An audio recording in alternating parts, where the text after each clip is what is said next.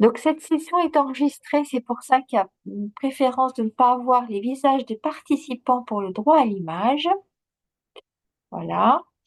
Et puis, au fur et à mesure, les personnes vont arriver. Alors, c'est une session où c'est un atelier plus exactement, où il y a, j'attends des réponses. J'attends vos réponses à mes questions. Alors, soit par le chat, soit par l'audio. Alors là, on vient de voir avec Marie. Si vous n'avez pas accès au chat, vous faites Alt H et vous y avez accès.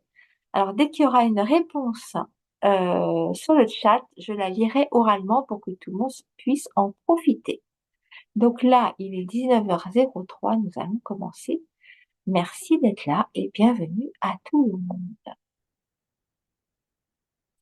Donc, cette quête du bonheur, s'autoriser au bonheur, je vais vous commencer à lire un petit texte. Je pense que vous allez reconnaître l'origine de ce petit texte. Alors, voici cette lecture. J'ai fait la cour, j'ai fait mon cirque, j'attendais d'être heureux. J'ai fait le clown, c'est vrai, j'ai rien fait, mais cela ne va pas mieux. J'ai fait du bien, j'ai fait des fautes. On fait comme on peut. J'ai fait des folies, j'ai pris des fous rires, ouais.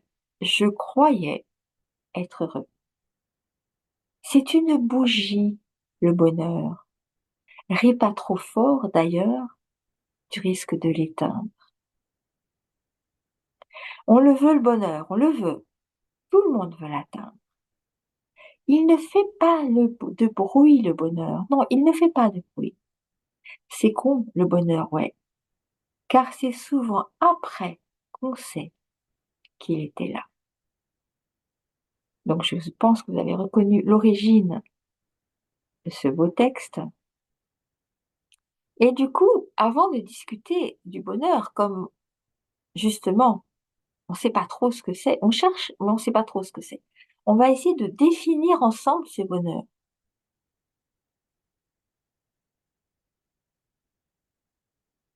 Voilà. Donc, on va essayer de définir ensemble ce bonheur pour savoir c'est quoi pour chacun, qu'est-ce que l'on cherche précisément, ou qu'est-ce que ce n'est pas le bonheur, qu'est-ce que c'est et qu'est-ce que c'est pas pour soi. Donc, je repose la question pour Magda qui vient d'arriver. Bonjour Magda. On est en train de se poser la question, qu'est-ce que c'est ce bonheur que l'on cherche? Parce que si on a une petite idée sur ce que l'on cherche, il sera plus facile à chercher. Donc Sophie nous dit un moment d'harmonie. Mais un moment fort ou pas forcément fort? C'est de la douce harmonie, c'est de l'appréciation ou c'est quelque chose c'est émotionnel. Alors, qu'est-ce que c'est le bonheur? Qu'est-ce qu'on cherche exactement? Quel genre de situation cherche-t-on pour nourrir ce bonheur? Une petite idée? Une petite définition? Est-ce que ça vient de l'intérieur ou ça vient de l'extérieur? Derrière. De l'intérieur. OK? Et quand ça vient de l'extérieur, ça s'appelle bonheur ou pas? Mhm. Aussi? OK?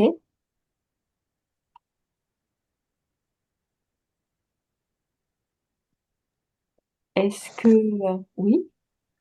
Est-ce que ça doit être intense ou pas forcément? Pas forcément. Non, répond Magda.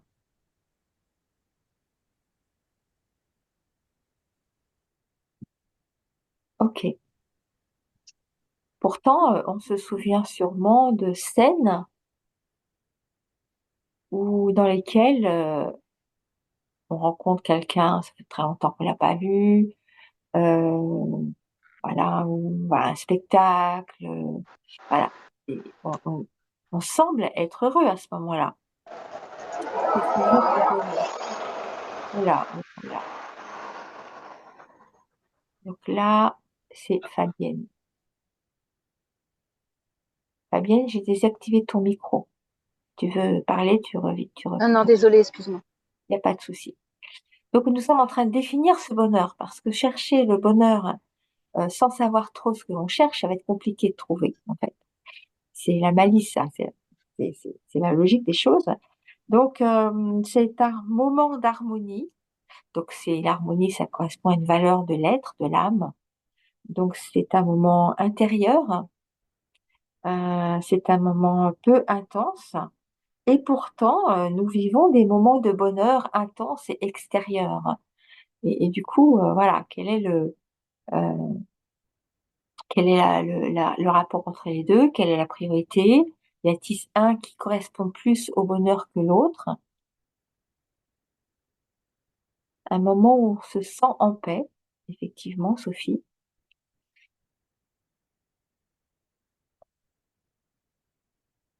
Parce que je repensais à ces moments où ça fait longtemps qu'on n'a pas vu quelqu'un. Il y a des moments de bonheur intense. Est-ce que c'est que ça, le bonheur? Non, dit Magda. Ok, non, c'est pas que ça, effectivement. Mais ça y participe.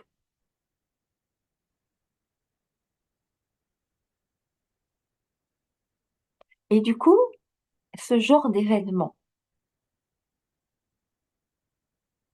il y a des personnes qui le vivent intensément et vivent intensément ce bonheur, et d'autres qui vivent moins intensément ce bonheur.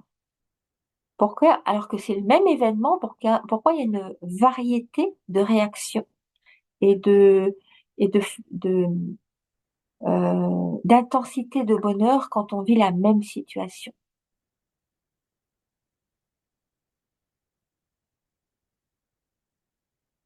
Alors, pendant que vous répondez, vous écrivez dans le chat, je reformule une situation. Ça fait longtemps que je rencontre quelqu'un, ça fait très longtemps que je l'ai pas rencontré, et c'est soudain, donc c'est un bonheur soudain en fait. Et il y en a qui vivent ce bonheur très intensément, il y en a d'autres qui disent ah ben c'est bien alors. La réaction est différente.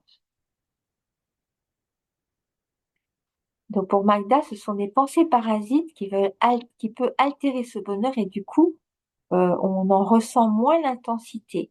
OK? Donc les pensées parasites, c'est des pensées qui m'empêchent d'atteindre ce bonheur de façon intense. C'est ça, Magda?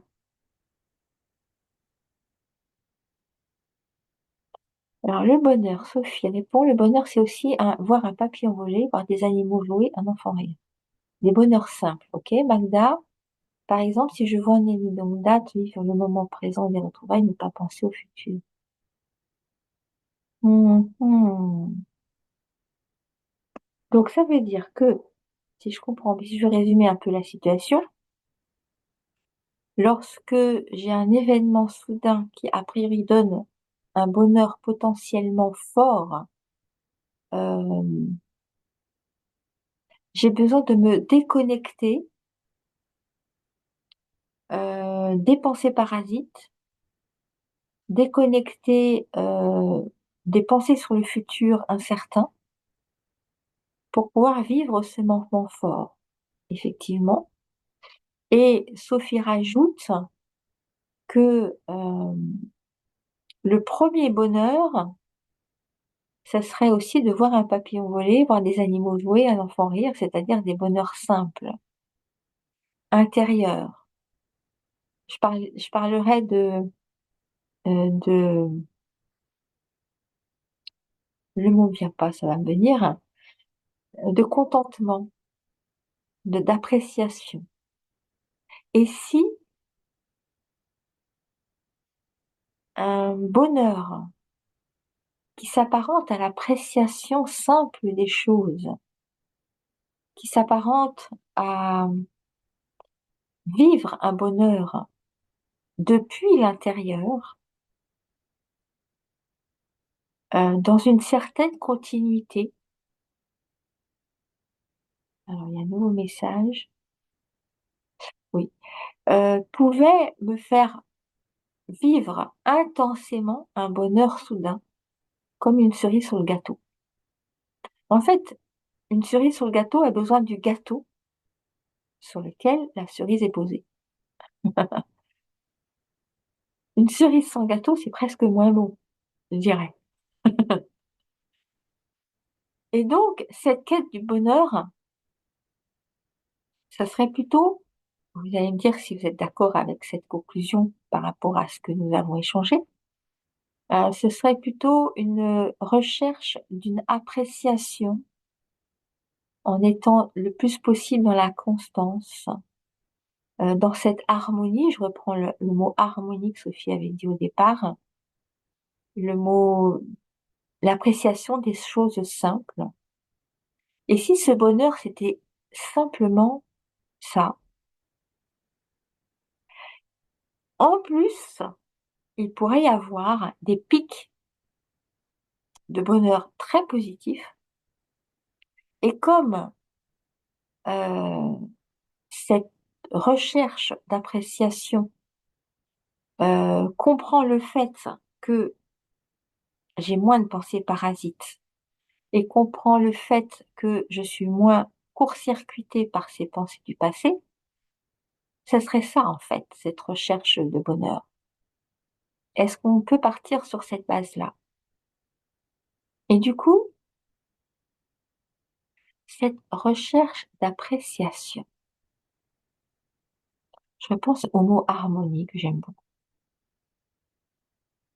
En fait, si on comprend bien les choses, c'est la nature de l'âme, c'est la nature de l'être, d'être dans cette harmonie, dans cette paix, dans cette appréciation, dans cette douceur, dans ce bonheur simple.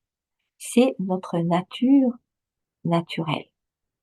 Il se trouve, on s'aperçoit qu'on n'y est pas trop, en fait. Et il est là le problème. Donc, là, il y a deux pistes qui nous sont proposées. La première piste, c'est s'accorder du temps pour retrouver cette fréquence, cette vibration, pour retrouver cet état d'être à travers les méditations, notamment du Raja Yoga. Alors pourquoi notamment du Raja Yoga? Parce que ce sont des méditations qui sont basées sur les valeurs de l'âme et les valeurs de l'être. C'est comme si que ces méditations dans la fréquence amènent un réveil de ces valeurs-là. On sait ce que c'est la paix, on sait ce que c'est l'harmonie, on l'a déjà vécu. Mais quelque part, on a encore besoin d'un support extérieur pour les faire vivre de l'intérieur. Et ce qui est proposé dans ces méditations, c'est créer, de par un discours intérieur de qualité, recréer, euh, réveiller ces fréquences et ces valeurs pour qu'elles soient presque omniprésentes dans notre état d'être intérieur. Et donc ça, c'est vraiment une attention à soi, de s'accorder du temps et d'aller dans cette appréciation de ces temps méditatifs. Et c'est quelque part, c'est se donner une nourriture intérieure, une nourriture équilibrée. Alors, qu'est-ce que c'est une nourriture équilibrée? Tout simplement, si je compare avec le corps qui a besoin d'une nourriture équilibrée de ce qu'il est, les oligo-éléments, les vitamines, voilà. Une nourriture équilibrée correspond à une nourriture qui apporte tous ces éléments qui sont constitués, qui sont dans le corps. Et on appelle ça une nourriture équilibrée. La même chose pour l'être, pour l'âme. Une nourriture équilibrée pour l'âme, ce sont des pensées qui sont sur ces valeurs et qui euh, permettent à ces valeurs de réémerger dans l'être et dans l'âme. Et donc, ce sont des pensées amenées notamment par ces méditations. Et comment continuer dans ces pensées tout au long de ma journée? Il y a des choses qui m'en empêchent. Alors, on en a vu quelques-unes, c'est-à-dire les pensées parasites, les pensées sur le futur. Comment je peux faire pour transformer ces pensées parasites qui m'empêchent d'accéder à ma nature naturelle d'harmonie et de paix.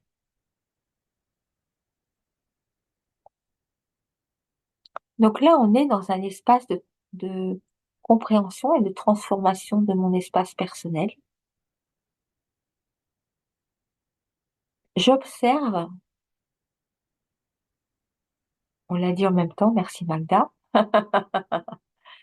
j'observe que j'ai ces pensées-là. C'est très important de les observer. Observer, ça veut dire je ne suis pas dans cette fréquence, je les observe. Et pour pouvoir les observer, il faut prendre de la hauteur et du recul, effectivement. Et comment je prends de la hauteur et du recul?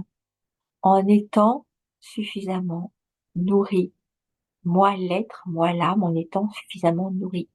Si je suis suffisamment nourri de par mon attention à soi et mes méditations, je ne serai pas tentée d'aller rechercher une nourriture éventuelle dans euh, dans ces pensées parasites. Et je serai beaucoup plus naturellement observateur. Alors, ce mot détachement, Magda, je le trouve trop imprécis, on va dire. On peut, euh, je dirais, non attiré, plus attiré, parce que je comprends d'où viennent euh, ces pensées parasites. Une fois que je les ai observées,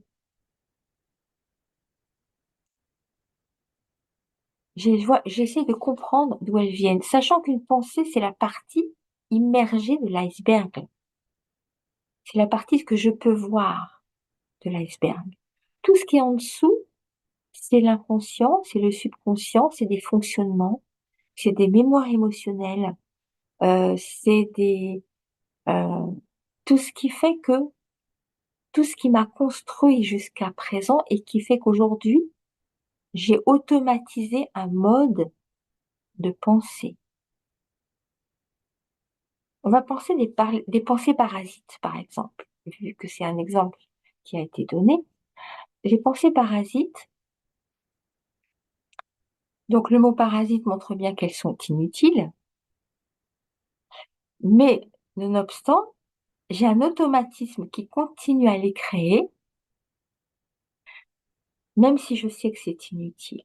Alors, pourquoi je continue à les créer? Parce que j'ai un fonctionnement qui m'autorise à continuer à les créer. Ça peut être des fonctionnements sur des peurs, ça peut être des fonctionnements, tout type de fonctionnement, des fonctionnements de non-respect de soi, voilà. Et du coup, c'est intéressant d'aller observer, découvrir ces fonctionnements en se posant des bonnes questions. Par exemple, quelle croyance m'autorise à penser comme ça? Alors, je prends des exemples par rapport à ce qui a déjà été dit. Si vous souhaitez que je prenne d'autres exemples, n'hésitez pas à intervenir sur le chat ou oralement. Je prends des pensées parasites, par exemple, créées par des peurs.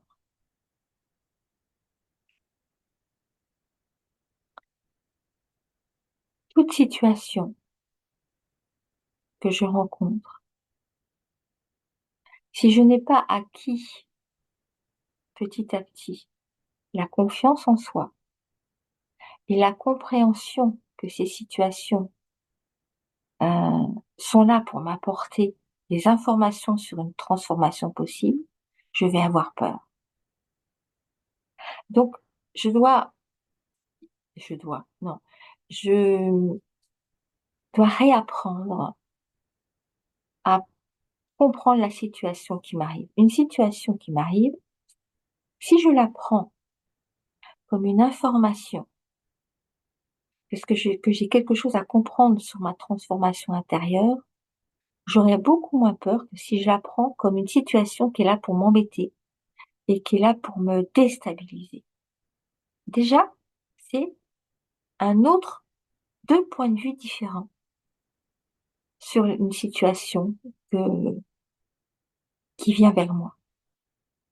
Le premier point de vue est dans plus de stabilité et d'harmonie intérieure. L'autre point de vue est dans des automatismes de peur. Et du coup, euh, tout ce qui m'empêche d'être naturellement dans mon harmonie intérieure, dans mon bonheur intérieur, dans cette appréciation d'entendre les oiseaux qui chantent et les enfants qui rient, j'ai une attention à soi sur les qualités des pensées qui viennent à moi. Et si ce sont des pensées qui ne sont pas de qualité, je les observe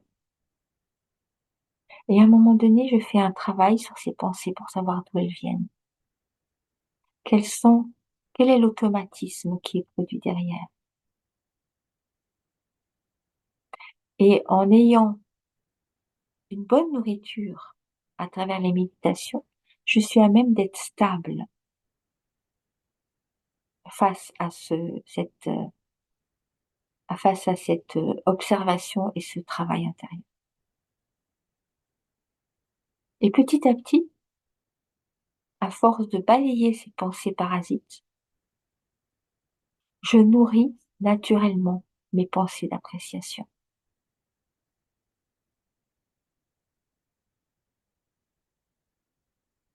Et là, en nourrissant mes pensées d'appréciation,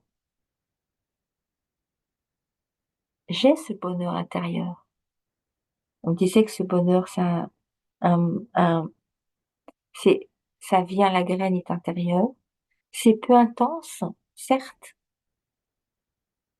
mais c'est le plus constant possible. Alors, des fois, il y a des petits chaos, mais je reviens tout de suite parce que c'est précieux, ce bonheur intérieur. C'est tellement précieux que je n'autorise personne à prendre les rênes de mon bonheur intérieur. Qu'est-ce que ça veut dire? Autoriser les autres, autoriser quelqu'un d'autre à prendre les rênes de mon bonheur intérieur. Si quelqu'un me dit quelque chose de pas agréable, j'ai droit de pas le prendre. J'ai droit de considérer que il se parle lui-même et ce message ne m'est pas adressé. Si je le prends, c'est que j'ai donné les rênes de mon bonheur intérieur à cette personne. Et là, c'est très dangereux parce que je perds cette guidance intérieure de mon bonheur intérieur. De même, lorsque je rencontre des personnes qui passent leur temps à critiquer, qui sont très négatives, je peux être influencée par leur comportement. Si je ne souhaite pas être influencée par leur comportement, soit je peux partir, ou si j'ai pas le choix, je m'emplis de cette lumière intérieure, de cette force intérieure, pour pouvoir ne pas être influencée et garder les rênes de mon bonheur intérieur. Cette guidance, elle m'appartient et je le donne à personne d'autre. Et là, j'ai beaucoup plus de chance que ça devienne constant, le plus constant possible. Même si parfois il y a des petites chutes parce que j'ai besoin d'avoir une information sur des processus que j'ai à travailler pour moi.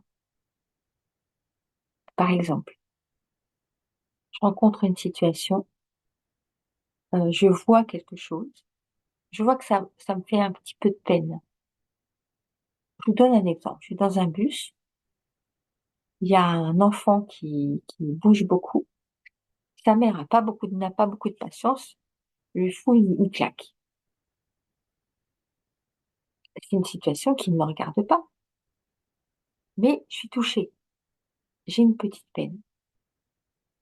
Si, moi l'âme, l'être, je suis suffisamment nourrie, je ne rentre pas dans cette peine.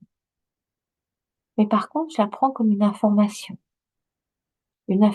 qu'une mémoire émotionnelle a été touchée face à cette scène. Et si je le souhaite, je vais aller chercher ce qui se passe, aller comprendre ce qui se passe. Tout ça, ça fait partie de cette attention à soi.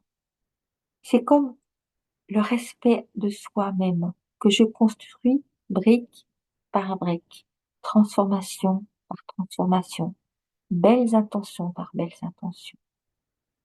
Et petit à petit, ce respect de moi-même se construit, s'élabore, et j'obtiens ce bonheur intérieur, cette harmonie intérieure, beaucoup plus constant. Donc j'essaie de voir l'heure là. Ok. Nous avons encore un petit peu de temps.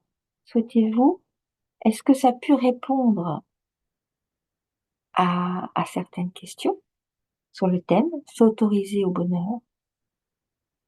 Ou est-ce que vous avez d'autres pistes à partager? Alors si on veut résumer un petit peu ce que l'on vient de partager ou que l'on vient de dire, ce bonheur est intérieur parce qu'il fait partie des qualités de l'âme.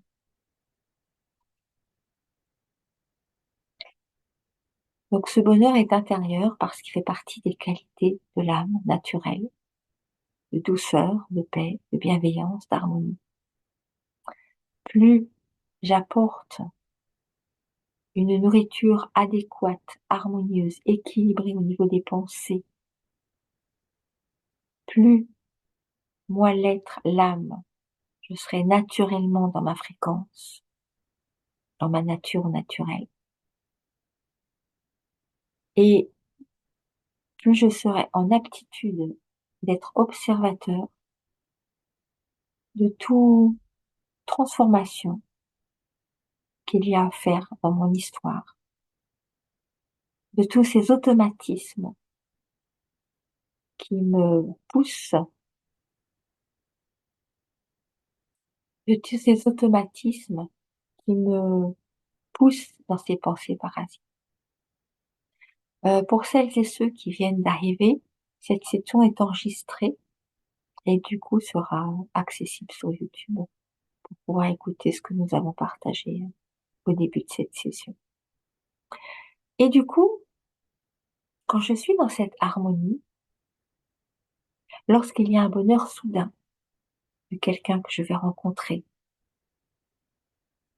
ce bonheur, je le vis pleinement dans mon temps présent. Donc, j'ai pas à me forcer, du coup, de ne pas penser au futur, de ne pas penser à ces pensées parasites, parce que je suis un petit peu plus naturellement dans cette harmonie. Et là, je suis dans le vécu au temps présent de ce pic de bonheur, mais sans dépendance de ce pic de bonheur. Parce qu'après, je reviendrai naturellement dans cette harmonie, enrichie de ces pics de bonheur. Et donc, les deux pistes pour en arriver là, c'est l'attention à soi à travers cette méditation. Et cette attention à soi à travers ces pensées inadéquates qui sont, qui sont là par des automatismes. Et à moi de découvrir quels sont ces automatismes inadéquats. Donc nous allons partager une matinale méditative qui s'appelle Accorder des vacances à son esprit. Nous prenons des vacances pour nous dégager de nos responsabilités. Et en changeant de cadre, de point de vue, nous changeons d'atmosphère, c'est rafraîchissant.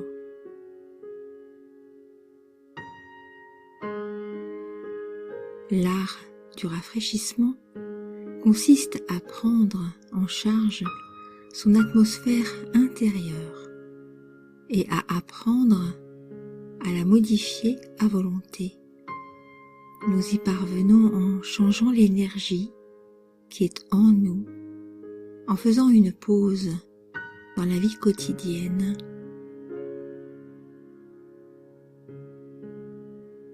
et en nous élevant à une fréquence plus élevée. La bonne humeur, le calme intérieur, la bienveillance naturelle sont des fréquences élevées dans les qualités de l'être, comme une attitude intérieure en pause, en vacances, libre de toute lourdeur du quotidien. Car l'esprit s'enferme dans ce quotidien, surtout lorsqu'il est surchargé de responsabilités. Ce rafraîchissement est le résultat d'un changement d'intention pour devenir plus léger.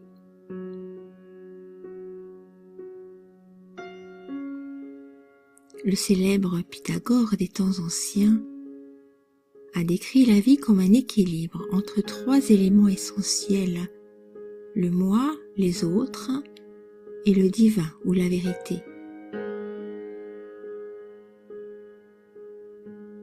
Il définissait le divin comme ce qui est bon pour tous et ce qui profite à tous.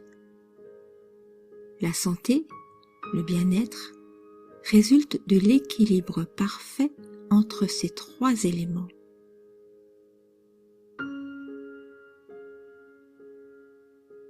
Le déséquilibre est causé par une focalisation excessive sur un seul élément, ce qui entraîne fatigue, lourdeur.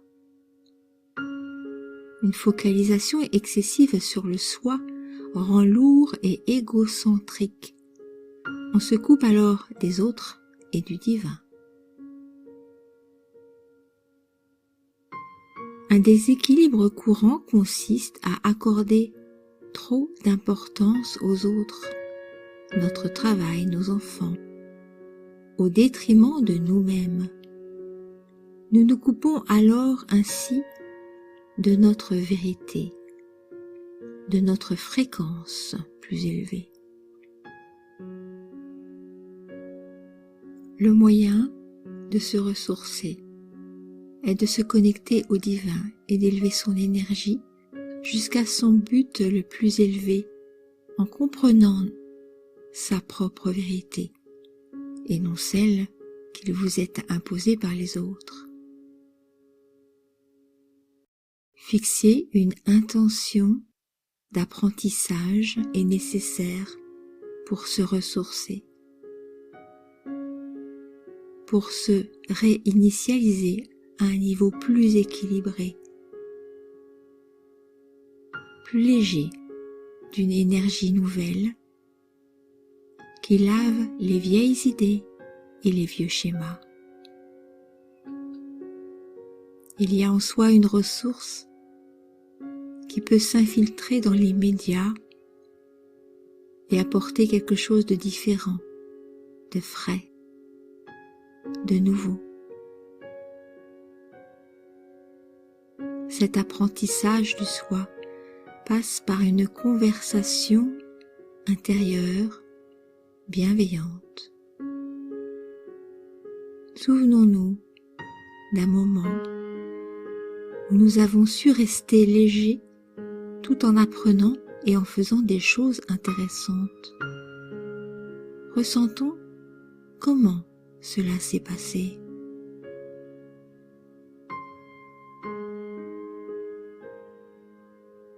Comment pouvons-nous transmettre ce sentiment de rafraîchissement dans tout ce que nous faisons?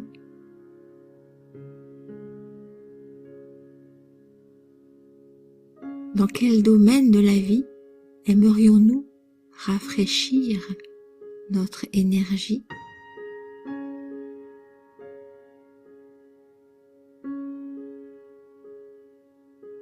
Pensons à une responsabilité qui nous semble peut-être un peu pesante et dont nous aimerions y faire face avec plus de légèreté.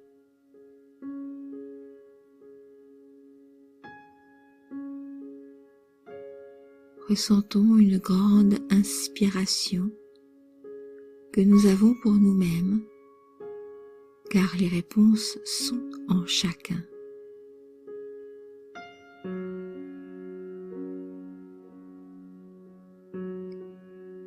Quelle qualité d'énergie nous recevons lorsque nous nous connectons à la source pure, au divin.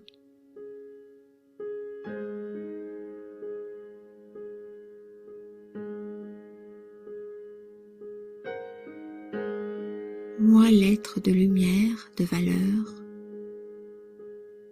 je choisis de transformer le poids lié à une responsabilité par la confiance consciente.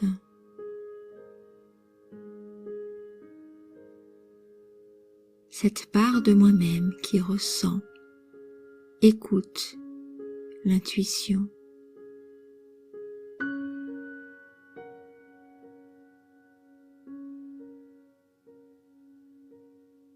Chère âme, viens à l'intérieur et trouve ton sens profond de ton besoin pour ressentir ce calme et cette bienveillance intérieure.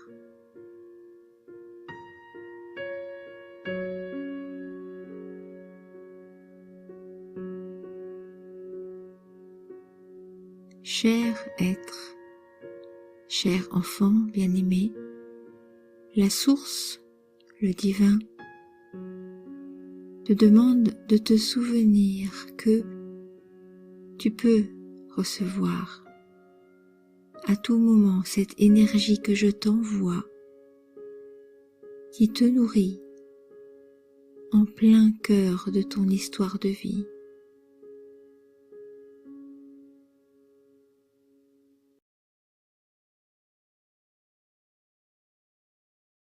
Comment nous sentons-nous après cette conversation intérieure?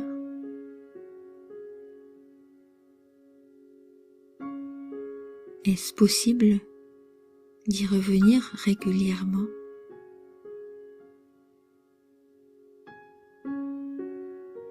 Verbalisons pour nous-mêmes ce que maintenant je ressens, je comprends, pour me rafraîchir et créer une nouvelle énergie dans ma vie.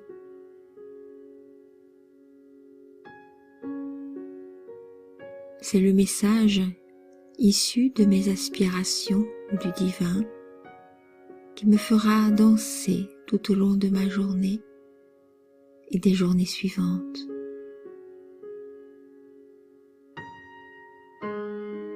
Mon esprit est ainsi rafraîchi, ressourcé,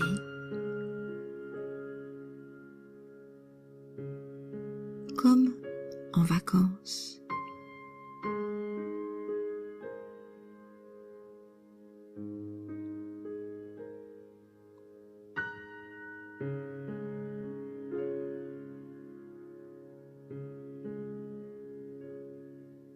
Très belle journée à tous dans cette légèreté d'être.